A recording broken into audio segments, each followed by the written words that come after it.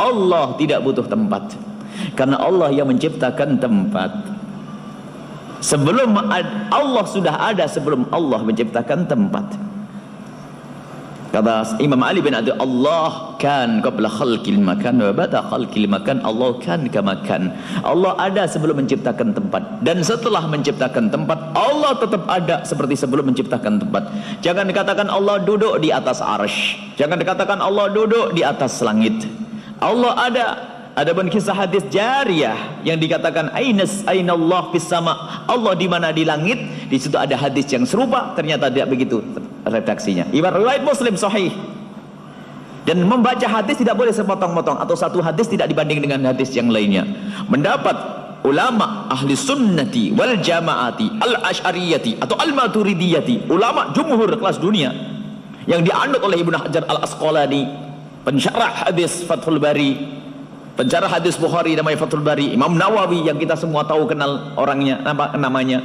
Beliau adalah ahli sunnati wal jamaatil asy'ariyati, mengatakan Allah ada dan tidak butuh tempat. Jangan dikatakan Allah di atas langit, jangan dikatakan Allah ada di atas langit. Dan ini mulai tersebar bersandarkan satu hadis riwayat Imam Muslim, ainallah, Allah di mana, fis sama, Allah di langit. Lupa dengan riwayat-riwayat yang lainnya seperti riwayat Imam Baihaqi dan seterusnya. Allah tidak bertempat, tidak di atas, tidak di bawah, tidak di kiri kanan. Arsy adalah ciptaan Allah Subhanahu wa taala. Kursi adalah ciptaan Allah. Bahkan sebagian mengatakan kursi dengan istilah takwil nanti, ilmu Allah Subhanahu wa taala. Jadi Allah ada dan tidak butuh tempat. Yang mengatakan Allah butuh tempat, ini termasuk, ini membahayakan akidahnya, termasuk mujassimah. Mengatakan Allah seperti berjisim, kalau jisim butuh tempat. Allah menciptakan tempat, tidak butuh tempat. Keberadaan Allah tidak butuh dengan waktu, karena yang menciptakan waktu adalah Allah. Keberadaan Allah tidak butuh tempat, karena yang menciptakan tempat adalah Allah. Maka jangan sampai ada keyakinan Allah di atas langit. Saya sambung sedikit. Biasanya tertipu dalam kisah Isra Mi'raj. Bertemu dengan Sayyidina Musa, bertemu dengan Sayyidina Isa, bertemu dengan Sayyidina Adam, sampai ke langit ketujuh. Kemudian Sidratul Muntaha, mustawa, Allah berdialog dengan Nabi Muhammad. Setelah oleh Allah diberi wahyu salat 50 waktu, Nabi Muhammad turun ketemu Nabi Musa. Setelah ketemu Nabi Musa, oleh Nabi Musa diingatkan, wahai Muhammad, umatmu kecil, tidak bakal mampu, minta Allah kepada Allah, tidak dikurangi. Nabi Muhammad naik lagi dan berbicara dengan Allah. Lihat sini sering tertipu, seolah Allah ada di atas sana. Kenapa Nabi Muhammad naik ke atas Sidratul Muntaha atau mustawa? Jawabannya adalah, katailah, mustawa.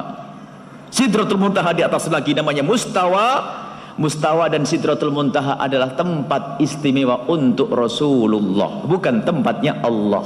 Seperti halnya masjid adalah tempat istimewa untuk kita, bukan karena Allah ada di masjid. Kalau kita ke Ka'bah bukan karena Allah ada di dalam Ka'bah. Jadi kenapa Nabi Muhammad mau meminta kepada Allah harus naik lagi ke atas langit ketujuh? Karena itu tempat istimewa yang Allah ciptakan untuk Nabi Muhammad agar dikabul doanya. Karena itu tempat suci, Nabi Muhammad naik ke tempat tersebut, bukan karena Allah ada di tempat tersebut. Ini harus dipahamkan. Lalu di mana Allah waktu berbicara dengan Nabi Musa, dengan Rasulullah? Waktu Allah berbicara dengan Rasulullah sama dengan waktu Allah berbicara dengan Nabi Musa. Nabi Musa berada di Bukit Tursina, bukan Allah juga nongkrong di Bukit Tursina. Tidak, Allah ada. Di mana Allah ada? Jangan tanya, karena Allah tidak butuh tempat. Lalu Bukit Tursina adalah tempatnya Nabi Muhammad, tempatnya Nabi Musa, bukan tempatnya Allah. Ini harus dibangun.